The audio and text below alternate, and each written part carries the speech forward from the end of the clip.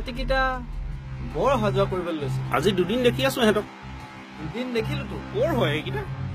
আহিছে ক'লৈ নো এইকেইটা? চলিয়ে তুলিয়ে দেখিছ না ঘৰলৈ আহিছে নেকি? পিছতো দেখিছে নে চলি দেখিছে নে পিছতো?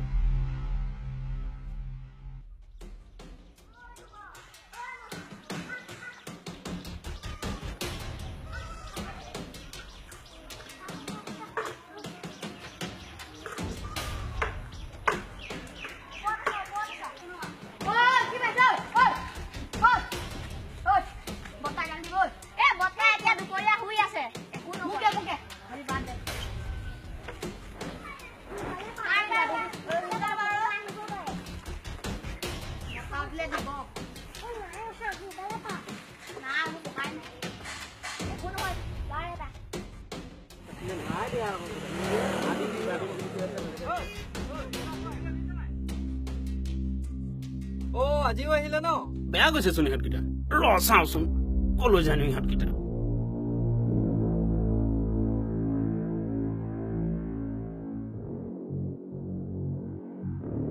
অকল মোবাইলকে পিটিকি থাক তহঁতে, কি ক'ত ঘটি আছে গম নাপাও। এইফালে আমাৰ গাঁও পিনে সোমাইছে। এইকেইটা আমাৰ ফালে সোমালে নহয়।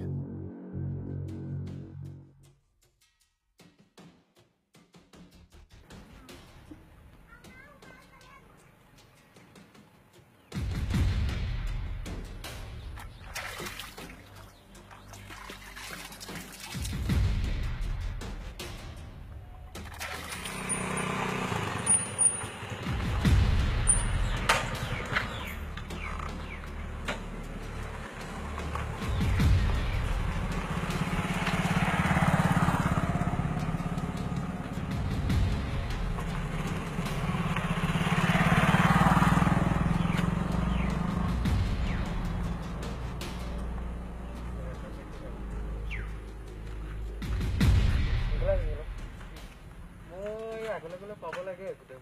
জেগাবোৰত আছে নহয়।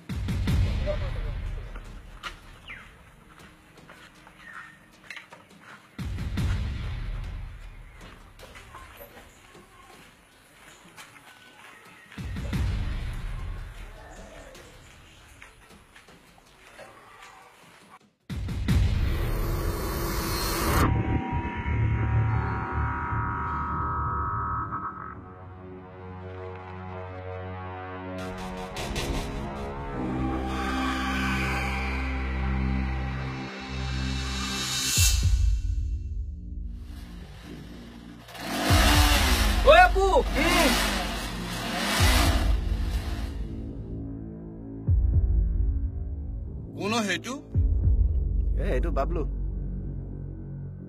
আৰু তই অলপ পঢ়া শুনা কৰিবি।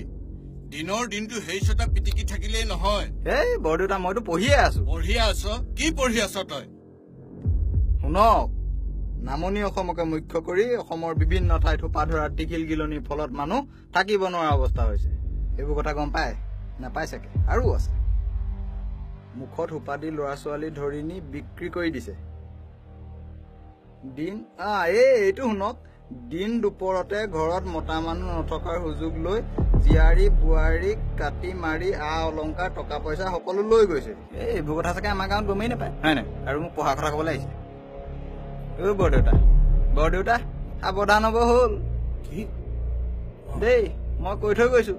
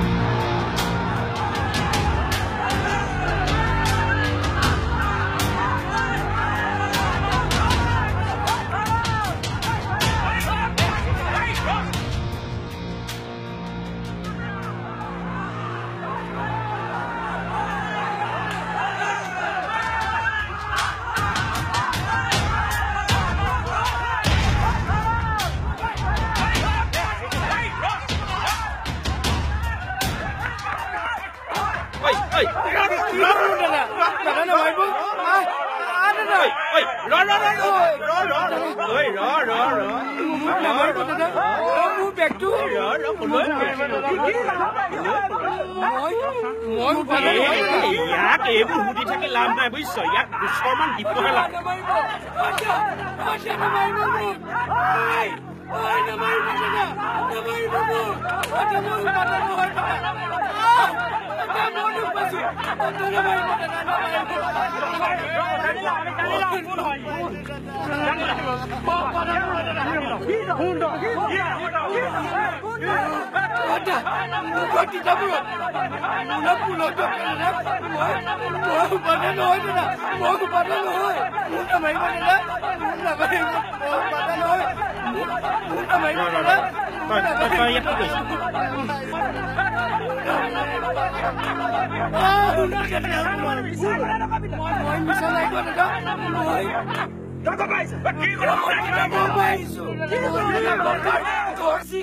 Corsica কাৰণে আহিছিলো দাদা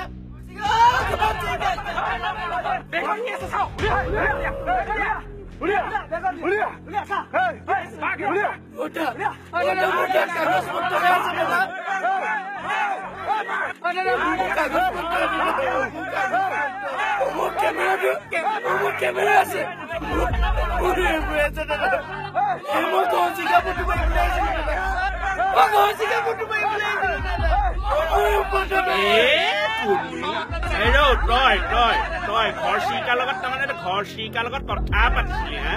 কথা কবলৈ আহিছ হা কথা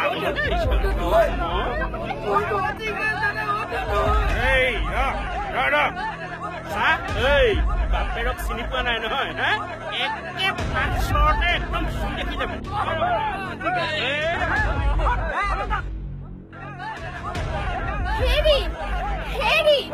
আপুনি কি কৰি আছে কি পাথৰটো ক'ত পলাল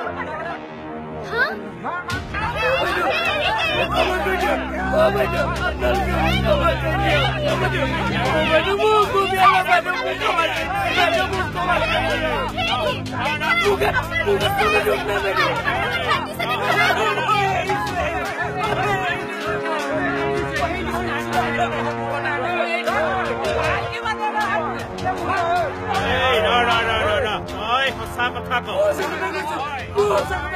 তই আমাৰ বিপদ ঘটাইহে বাপেৰক চিনি পোৱা নাই নহয় ৰাইজ কি চাই আছে ইয়াক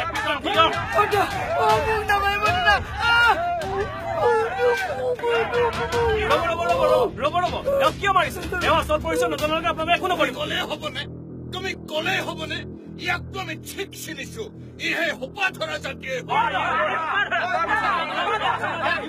ৰবচোন ৰব খুৰাদেউ আপুনি চিঞৰিছে কিয় এওঁ আচল পৰিচয় দিব নহয় ইয়াৰ বিষয়ে জানিলো আমি সকলো কথা তাৰপিছত আমি ব্যৱস্থা ল'ম ৰাইজখন আছে আপোনালোকে ইয়াক মাৰধৰ কিয় কৰিব তুমি কোৱাচোন মোৰ নাম পুলক দত্ত ঘৰ মোৰ তিতাবৰত মই বৰ মহৎ উদ্দেশ্য এটা লৈ ইয়ালৈ আহিছিলো দাদা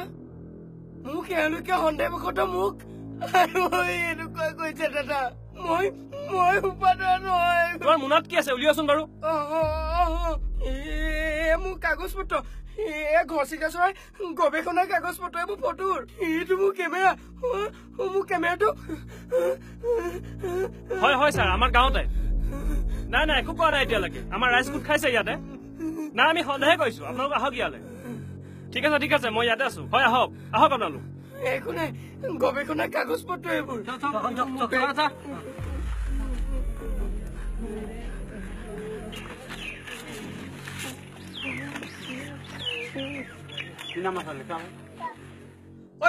পুলক কি হল তোৰ ইয়াত পৰি আছ যে বাইকখনো গাঁৱৰ ইটো মূৰতে পেলাই থৈ আহিলি যে আৰু এইবোৰ ইয়াত বজাৰ মেলিছে যে কি বজাৰ মই নাই মেলা মোক সন্দেহ কৰি এই দাদাসকলে মাৰিবলৈ আহিছে মোক উপাধৰা বুলি কৈছে এই দাদাজনেহে মোক আপোনালোকে বাৰু ইয়াক কিয় সন্দেহ কৰিছে মানুহে কোৱা শুনিছো নহয় এনেকে ভাও ধৰি সৰু ল'ৰা ছোৱালীবিলাকক ধৰিলে গুচি যায় আৰু পাছত বিক্ৰী কৰি দিয়ে আজি আইমনিক লৈ গ'লহেঁতেন মই দেখিলো বুলিহে খুৰাদেৱে মোক ঘৰ চিৰিকা চাই ফটোহে দেখুৱাইছিল মোক ধৰি নিয়া নাই নহয় হয় হয় ৰাইজনীক মই ঘৰচিকা ফটোৱে দেখাইছিলো হোৱাইজনী তুমি কৈ দিয়াচোন তই একো কথাই বুজি পোৱা নাই তই একো কথাই বুজি পোৱা নাই মুঠৰ ওপৰত এহেঁতক খুব পিটিব লাগে ৰব এওঁ আৰু মোৰ বিষয়ে আপোনালোকে বহুত কথা জানিবলৈ আছে এওঁৰ নাম পুলক দত্ত এওঁৰ ঘৰ তিতাবৰত ঘৰচিৰিকাৰ ওপৰত ৰিচাৰ্চ কৰি থকা এওঁ এজন গৱেষক বিলুপ্তিৰ পথত থকা ঘৰচিৰিকা চৰাইৰ ওপৰত এওঁ বহু কেইখন গ্ৰন্থ লিখিছে সেইবিলাক কথা আপোনালোকে গম পাই জানো আৰু মোৰ ঘৰ শদিয়াত মোৰ বিষয়বস্তু হৈছে অৰ্কিড কপৌফুল জাতীয় লতিকাৰ ওপৰত মই ৰিচাৰ্চ কৰি আছো কিন্তু তোমালোকৰ যিহে চেহেৰা মোৰ হলে বিশ্বাস হোৱা নাই দেই তোমালোকে সঁচা কথা কোৱা হলে খুৰাদেউ মানুহৰ চেহেৰাটোৱে আচল পৰিচয় নহয় নহয় আচল পৰিচয় হৈছে মানুহৰ কৰ্ম এওঁলোকক কথাখিনি কবলৈ দিয়ক তাৰপিছত আমি যি কৰিব লাগে কৰিম কোৱাচোন তোমালোকে শুনক আপোনালোক আচলতে সৌভাগ্যশালী আপোনালোকৰ গাঁওখন প্ৰাকৃতিক সৌন্দৰ্যৰে ভৰপূৰ হৈ আছে এই গাঁওখনত জাক জাক ঘৰচিৰিকাৰ সমাগম ঘটে আৰু আমিও গৱেষণা কৰিবলৈহে ইয়ালৈ আহিছিলো তাৰ প্ৰমাণে বস্তুবোৰ চাওক শুনিলে নহয় খুৰাদেউ আপোনালোকে মিছাতে এটা বহুত ডাঙৰ বিপদ ঘটাবলৈ গৈছে মানুহৰ সাজপাৰ চাল চলন এইবোৰ চাই যিকোনো এটা সিদ্ধান্ত লোৱাৰ আগত 10 বাৰ ভাবিব আমাৰ গাতো সিমান দুখ নাই বুজিছ আমাৰ গাতো সিমান দুখ নাই নহয় আজিয়ে কয় কিছুদিনৰ আগৰ পৰা ভতিজা ল'ৰাটোৱে মোবাইলত পোৱা কথাবোৰ আমাক কৈ আছে আমাক শুনাই আছে আমিনো কি জানো গাঁৱৰ মানুহ সেই আকৌ এনেকেও কৈছে নহয় বোলে সেই ঘৰৰ বোৱাৰী জীয়ৰী মাৰপিট কৰি ঘৰৰ ধন টকা পইচা সকলো লৈ যায় আৰু সেই ল'ৰা ছোৱালীবোৰো বোলে ধৰি লৈ গুচি যায় আমিনো কি জানো আমি আৰু সেই গাঁৱৰ মানুহহে আপোনাৰ কথাও বুজি পাইছো খুৰাদেউ এই ছচিয়েল মিডিয়াবোৰেও মানুহৰ মনত ভয় আৰু সন্দেহৰ বীজ সিঁচি দিছে আৰু এই সন্দেহে নামাইছে বিপদ প্ৰয়োজন হলে আমি প্ৰশাসনৰ সহায় বিচাৰিব লাগিব তেওঁলোকে আহি যি কৰে কৰিব আমি মাত্ৰ প্ৰশাসনৰ ওপৰত বিশ্বাস আৰু আস্থা ৰাখিব লাগিব অন্যথা বহুত ডাঙৰ বিপদ হ'ব পাৰে পুলিচ আহিছে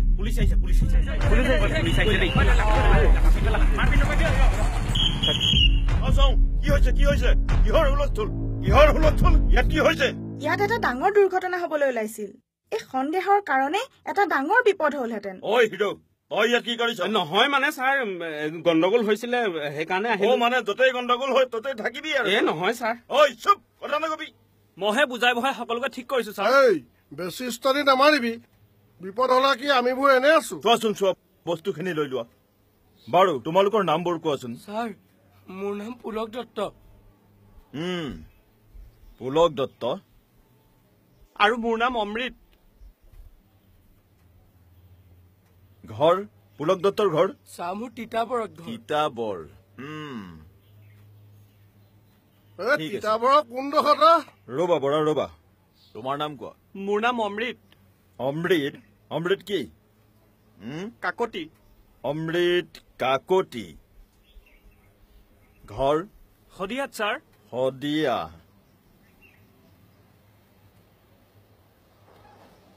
ঠিক আছে তোমালোক এতিয়া থানালৈ যাব লাগিব তহঁত দুটা বল থানালৈ বল ৰবচোন ছাৰ এওঁলোকক আকৌ থানালৈ কিয় নিব লাগে এওঁলোকেতো কোনো অপৰাধ কৰা নাই এওঁলোক সাধাৰণ মানুহ একজন গৱেষক এওঁলোকে প্ৰকৃতি আৰু সমাজৰ কাৰণে কাম কৰে আৰু এটা কথা আপুনি যে কলে বিপদ হলে আমি আছো বুলি তাৰ মানে কি বিপদ হলেহে পুলিচ আহে নেকি বিপদৰ আগত আপোনালোকক কৰিবলগীয়া কাম একোৱেই নাই হেৰা ডেকা ল'ৰা কথাবোৰ বৰ সহজ নহয় বুজিছা দিনকাল বৰ ভাল নহয় এতিয়া ক'ত কেনেকৈ ফিৰিঙতিৰ পৰা খান্দব্দা হয় কোনেও গম নাপায় বুজিছা এনেই পুলিচক দোষ দি লাভ নাই আপুনি ঠিকেই কৈছে ছাৰ সজাগ আৰু সচেতন হয় ৰাইজ আমি যদি সজাগ আৰু সচেতন নহওঁ তেন্তে আমাৰ বিপদ অনিবাৰ্য ৰাজনীতি আৰু কূটনীতিৰ মাজত পাকঘনি খাই থোৱা কথাবোৰ বহু সময়ত সৰ্বসাধাৰণ মানুহে বুজিয়ে নাপায় ঘটি যোৱাৰ পাছতহে অনুধাৱন কৰে এচাম সুবিধাবাদী ৰাজনীতি কৰা মানুহে অতি গুৰুত্বপূৰ্ণ সামাজিক বিষয় জনসাধাৰণৰ মাজৰ পৰা দূৰ কৰাৰ উদ্দেশ্যে এনেধৰণৰ এই সোপা ধৰা ডাইনীৰ দৰে এনেধৰণৰ কিছুমান উৰা বাতৰিৰ যোগেদি সাধাৰণ ৰাইজক ভীতিগ্ৰস্ত কৰি তোলে আৰু সেইচাম মানুহে তেনেকুৱা সুবিধাবোৰ লৈ নিজৰ স্বাৰ্থবোৰ পূৰণ কৰি থাকে এনেবোৰ ঘটনাৰ বলি হৈ এই বহুজনে বহু সময়ত নিজৰ জীৱন পৰ্যন্ত আহুতি দিব লগা হৈছে তুমি ঠিকেই কৈছা অন্ধবিশ্বাস কুসংস্কাৰ এনেধৰণৰ উৰাবাতৰিৰ প্ৰভাৱৰ বাবে আমাৰ সমাজত বিভিন্ন ধৰণৰ দুষ্কাৰ্য হবলৈ ধৰিছে এইবোৰৰ পৰা পৰিত্ৰাণ পাবলৈ হলে ৰাইজ আমি সকলো সচেতন হ'ব লাগিব আৰু প্ৰকৃত অপৰাধীক চিনাক্ত কৰি আমি আইনৰ হাতত গতাই দিব লাগিব আমি কথাবোৰ ভালদৰে চিন্তা কৰি সকলো প্ৰগতিৰ দিশত আগবাঢ়ি যাব লাগিব আজিকালি কোনেও কাৰোৰ বাবে চিন্তা নকৰে বুজিছা মোক মাৰি তুমি খোৱা তোমাক মাৰি মই খাওঁ অৱস্থা ধৈৰ্য সহ্য কৰোঁ কাৰোৰে গাত নাইকিয়া হ'ল সেইকাৰণে ছাৰ কেতিয়াবা মন যায় সেই উৎপতীয়া মুখা কোবাই কোবাই কোবাই হাড়বোৰ ভাঙি দিম কিন্তু ধৈৰ্য ধৰি সহ্য কৰি আছো আৰু ছাৰ আমি ধৈৰ্য ধৰিবই লাগিব মানুহে মানুহৰ বাবে চিন্তা কৰিব লাগিব জাতি জনগোষ্ঠীৰ মাজত ধৰ্ম অধৰ্মৰ নামত বিভেদৰ বীজ সিঁচি নিজৰ স্বাৰ্থ সিদ্ধি কৰিব বিচৰা সেই মানুহৰূপী দানৱবোৰক আমিয়ে মানুহৰ শাৰীলৈ উভতাই আনিব লাগিব সাতৰাজ সামৰি একৰাজ কৰা শান্তি সম্প্ৰীতিৰে এখন বৰ অসম গঢ় দিয়া চাওলুং চুকাফা শংকৰ মাধৱ আৰু আজান ফকীৰৰ মহানেতাৰ অমৃত বাণী আমি সদায় মনত ৰাখিব লাগিব আমি পাহৰিলে নহব বিশ্ব বিস্তৃত শিল্পী সুধাকান্ত ভূপেন্দাৰ সেই কালজয়ী গীতটি মানুহ যদিহে নহয় মানুহ দানৱ কাহানিও নহয় মানুহ যদিহে নহয় মানুহ দানৱ কাহানিও নহয় মানুহ যদি দানৱ কাহানি লাজ পাব কোনেনো কোৱা সমনীয়া মানুহে মানুহৰ আপোনালোকে এতিয়া ঘৰলৈ যাওক আৰু হুলস্থুল নকৰিব ইয়াত একো গণ্ডগোল নকৰিব আপোনালোকে ঘৰত নিশ্চিন্ত মনেৰে থাকক এনেকৈ যদি সচেতন হয় তেতিয়াই আমাৰ সমাজখন ভালে থাকিব গতিকে আপোনালোক এতিয়া ঘৰে ঘৰি যাওক আমি এওঁলোকক ঘৰলৈ পঠাম ভাবিব কোনেনো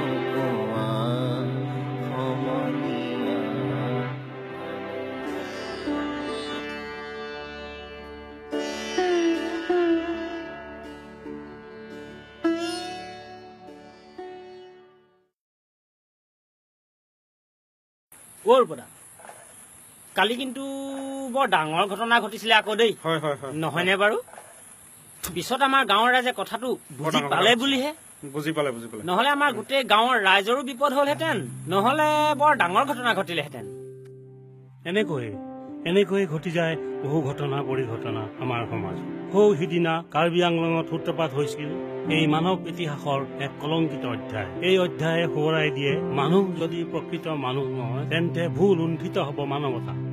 গতিকে আহক একত্ৰিত হৈ আমি সজাগ সচেতনতাৰে জ্ঞানৰ বন্তি জ্বলাই পোহৰৰ দিশে ধাৱমান হওঁ আৰু গাঁও মানৱতাৰ জয়গান